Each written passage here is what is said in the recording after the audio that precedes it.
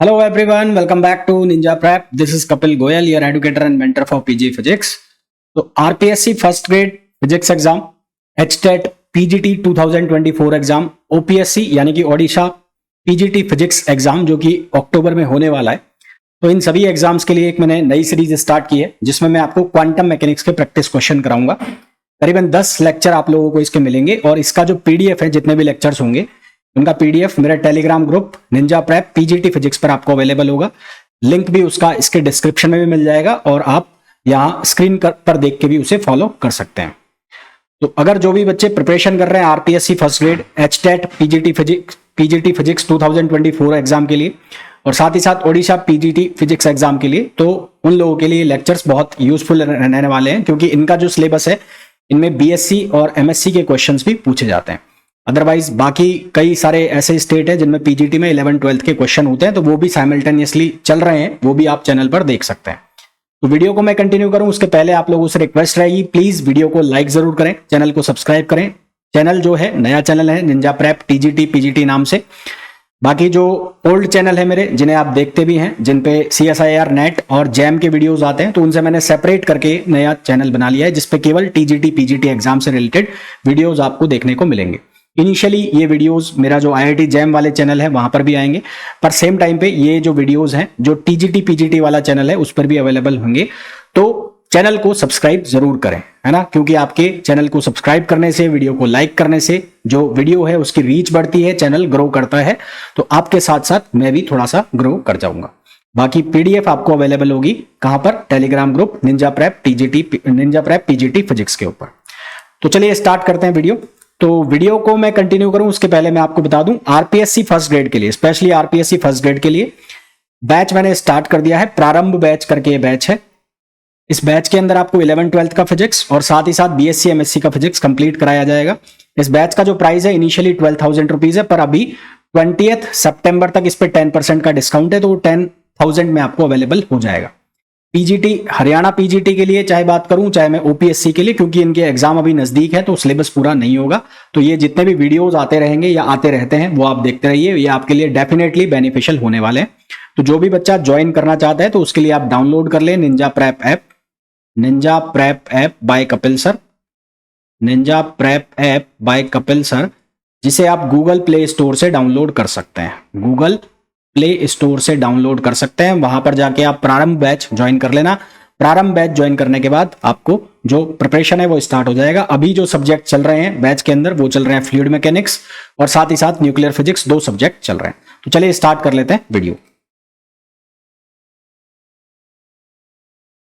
पहला क्वेश्चन जो दिया गया है उसमें हमें बोला गया है kinetic energy of an electron is equal to its rest mass energy, what is the de Broglie wavelength associated with it ना। तो हमें रिलेटिविस्टिक थ्योरी का यहाँ पर यूज करना पड़ेगा और according to relativistic theory energy जो है वो किसके इक्वल होती है? E के प्लस m0c²।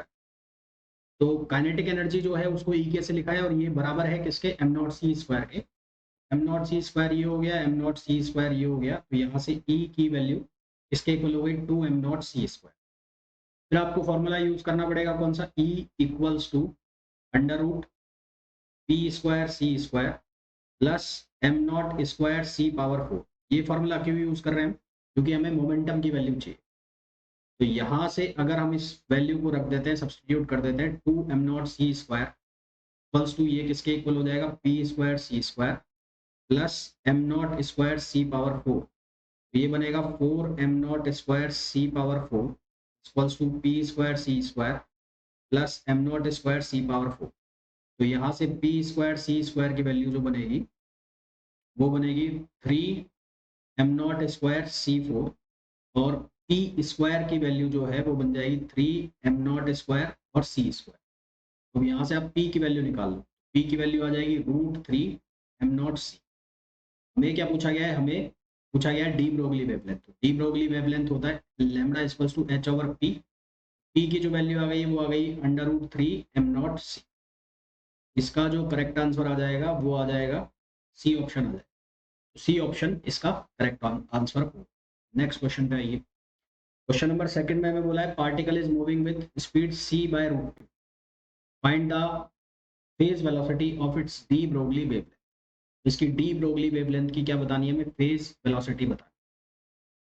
ठीक है, तो फेज वेलोसिटी जो होती है, फेज वेलोसिटी वो किसके बराबर होती है, ओमेगा अपॉन के। वो तो यहाँ पर है नहीं। एक रिलेशन और होता है हमारे पास, VP equals to VG equals to c square. तो जो वीजी होता है, वीजी वीजी जो है वो किसकी वेलोसिटी भी होती है, वो पार्टिकल की वेलोसिटी भी होती है। ठीक है, तो यहाँ पर अगर आप वैल्यू रख दो तो ये कितना हो गया, सी अपॉन रूट टू, ये हो गया सी स्क्वायर। तो एक सी से एक सी कैंसिल हो गया, तो वी की वैल्यू जो है वो कितनी आ जाएगी, अंडर रूट टू सी। करेक्ट ऑप्शन क्या हो जाएगा, सी हो। ये डायरेक्ट रिलेशन आप यूज कर सकते हो ऐसे क्वेश्चन, तो बहुत बड़े हो जाएंगे question. What is the thermal D Broglie wavelength of free electron gas at 0 degree centigrade. 0 degree centigrade पर हमें D Broglie wavelength of free electron बताना है। तो इसके लिए हमें एवरेज वेलोसिटी निकालनी पड़ेगी ना, क्या निकालनी पड़ेगी, एवरेज वेलोसिटी। एवरेज वेलोसिटी हो जाएगी 8 के टी ऑन पाई एम। तो यहाँ पर आपको रखनी पड़ेगी वैल्यू 8 के की वैल्यू क्या, 1.38 इंटू 10 पावर माइनस 23। टी की वैल्यू हो जाएगी 273 ऑन पाई 3.14 और मास of electron 9.1 into 10 power minus 31। तो यहाँ से हम किसकी वैल्यू निकाल लेंगे, वेलोसिटी की, जो आएगी 1.03 इंटू 10 पावर 5। अब हमें निकालना है लैम्बडा, तो लैम्बडा इक्वल्स टू हो जाएगा m on c average. H की value 6.64 into 10 power minus 34।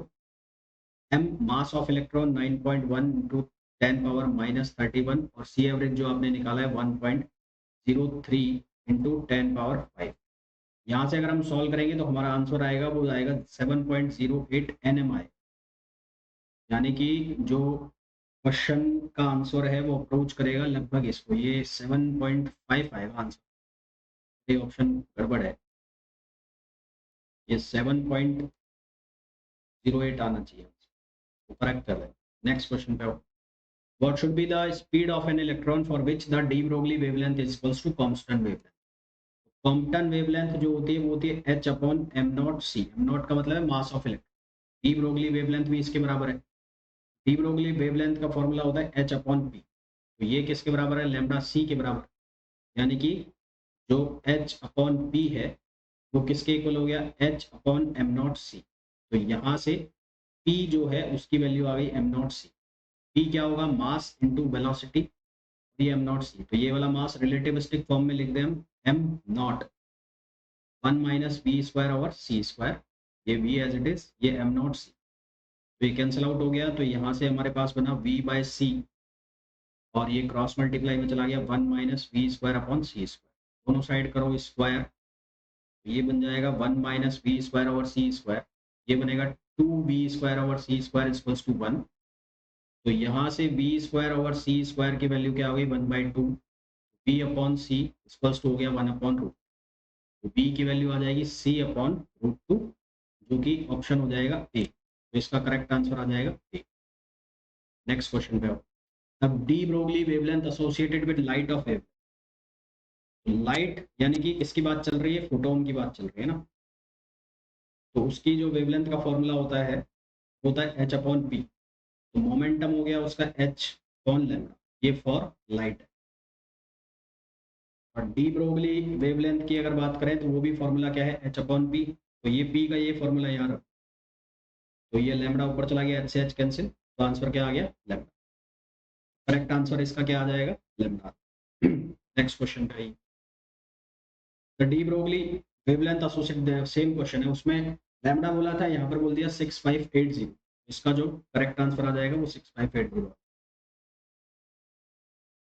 Next question, the de Broglie wavelength associated with a neutron at temperature 27 degree centigrade, associated with a neutron at temperature 27 degree centigrade। ठीक है, तो इसके लिए direct formula use होता है, कि formula ये होता है वो lambda equals to h upon, यहाँ पर हम लिखते हैं 2m, और e की जो वैल्यू है, ये मास ऑफ न्यूट्रॉन हो जाता है और ये e हो जाता है। यहाँ e की वैल्यू हम लेते हैं थर्मल केस में वो किसके बराबर लेते हैं, के टी। तो ये फॉर्मूला बनता है lambda equals to h upon, Einstein की थ्योरी से लेते हैं, तो 2m, n stands for neutron, और ये हो जाता है के टी। इसको अगर हम सिंप्लीफाई फॉर्म में लिखें तो ये बनता है 30.83 ऑन अंडर रूट टी। तो अब टी की वैल्यू यहाँ पर रख दो, 27 डिग्री सेंटीग्रेड है, उसको केल्विन में कन्वर्ट करो, ये होगा 30.83, ये आर्मस्ट्रॉन्ग में आता है ना, और यहाँ पर केल्विन में कन्वर्ट करके रखोगे तो ये आएगा 300। इसको सॉल्व करेंगे तो हमारा आंसर अप्रोक्सीमेटली इक्वल आएगा 1.77 आर्मस्ट्रॉन्ग, यानी कि बी ऑप्शन है। नेक्स्ट क्वेश्चन पे आइए, question number 8। The uncertainty relation holds for the following situation. Uncertainty relation में से किसके लिए सही है, तो holds for both microscopic and macroscopic particles, दोनों ही तरह के पार्टिकल्स के लिए सूटेबल। नेक्स्ट क्वेश्चन पे आइए। An electron of mass m and charge e initially at rest gets accelerated by a constant electric field E. The rate of change of de Broglie wavelength of this electron with time. तो आपको ये पूछा है D lambda upon d T की value बतानी। कैसे करेंगे आप, लैम्डा जो है उसकी वैल्यू होती है एच अपॉन पी, तो आपको निकालना है D lambda upon d T, तो इसका भी डिफरेंशिएशन हो जाएगा, ये हो जाएगा minus h upon P square D P upon d T. P stands for momentum, है ना। Rate of change of momentum जो है वो बराबर होता है फोर्स के। Rate of change of momentum बराबर होता है फोर्स के, क्योंकि यहाँ पर इलेक्ट्रिक फील्ड लगा है तो चार्ज के ऊपर इलेक्ट्रिक फील्ड लगेगा, तो इलेक्ट्रिक फोर्स की वैल्यू हो गई स्मॉल ई इंटू कैपिटल ई। ये वैल्यू आ गई D P upon d T. और सिर्फ अगर आपको पी की वैल्यू निकालनी है तो इसका इंटीग्रेशन कर दो, इसका इंटीग्रेशन कर दोगे तो पी की वैल्यू आ जाएगी ई ई इंटू टी। तो ये दोनों वैल्यूज हम रख देंगे इस फॉर्मूला के अंदर, तो ये बनेगा d lambda upon d t equals to minus h upon p की वैल्यू ये हो गई, तो ये ई कैपिटल ई और टी इसका square, D P upon d T जो है उसकी वैल्यू हो गई स्मॉल ई इंटू कैपिटल। यहाँ से बना d lambda upon d t equals to minus h over, ये हो गया ई स्क्वायर और टी स्क्वायर, ये हो गया small e into capital e. तो यहाँ से ई कैंसिल और कैपिटल ई से कैपिटल ई कैंसिल, तो हमारे पास आंसर बना H upon small E capital E और टी स्क्वायर। तो यानी कि इसका करेक्ट आंसर आ जाएगा सी ऑप्शन, हमारे पास इसका करेक्ट आंसर। नेक्स्ट क्वेश्चन पे आइए।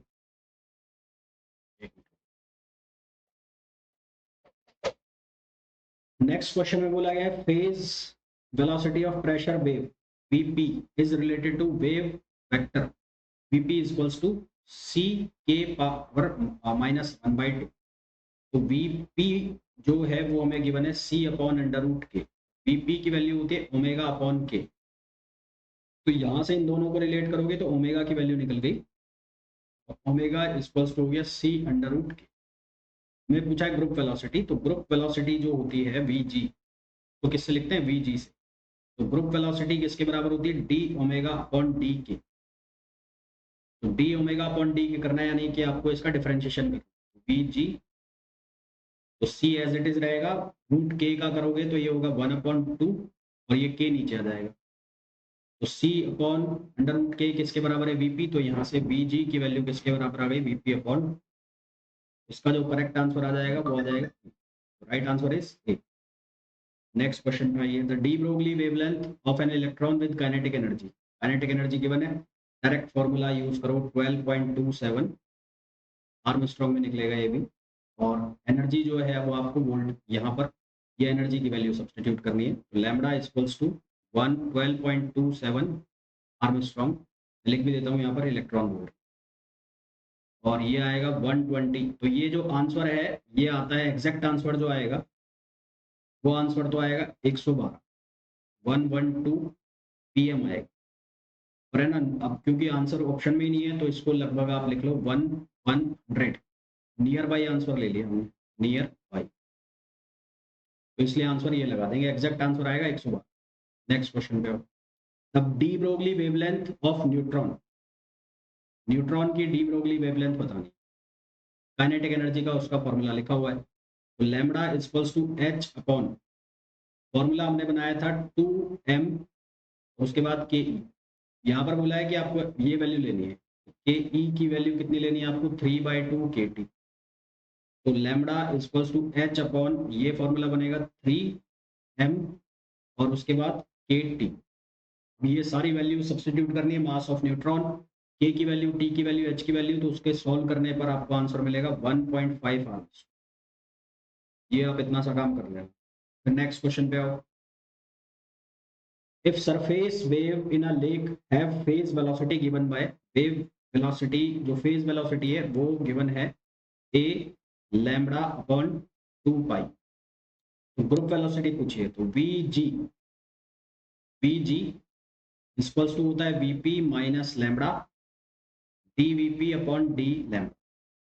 तो वीजी, वीपी की वैल्यू कितनी है, a lambda upon 2 pi minus lambda, DVP करना है, डीवीपी करना है, तो ये बनेगा ए अपॉन 2, ए अपॉन 2 और ये बन जाएगा 1 अपॉन 2 पाई लैम्बडा।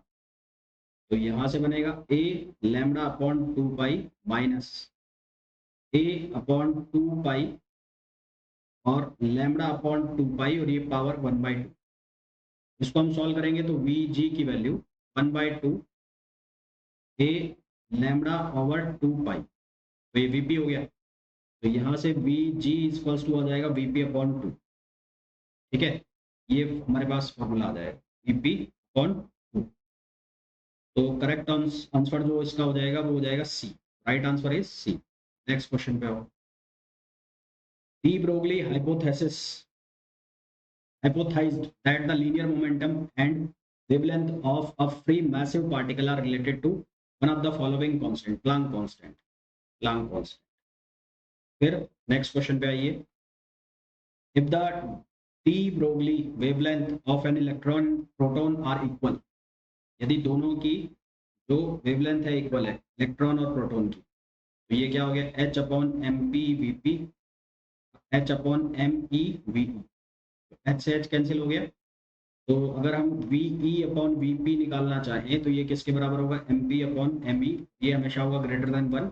तो इलेक्ट्रॉन की वेलोसिटी हमेशा प्रोटॉन की वेलोसिटी से ज़्यादा होगी। Velocity of proton is less than that of electron, velocity of proton is less than that of electron. Next question पे आइए। The de Broglie wavelength of relativistic, देखो ये क्वेश्चन बड़ा लंबा जाएगा, हालांकि इस तरह के क्वेश्चन आते तो है नहीं, फिर भी अगर आ जाए तो करना कैसे। तो यहाँ आपको ई की वैल्यू गिवन है जो कि कितनी है, 1 मेगा इलेक्ट्रॉन, 10⁻6 इलेक्ट्रॉन वोल्ट। उसके बाद ये वाला फॉर्मूला लगाना पड़ेगा, p square c square m naught square c power 4। यहाँ से आप पी की वैल्यू निकालेंगे, फिर ये लैम्बडा एच अपॉन पी करेंगे, इसकी जो वैल्यू आएगी उसकी रेंज आएगी 1.4 के आसपास आंसर आएगा। तो इस 1.3 से 1.6 की रेंज में इसका आंसर आएगा। ठीक है, तो ये क्वेश्चंस थे डी ब्रोगली वेवलेंथ और अनसर्टेनिटी प्रिंसिपल के। ठीक।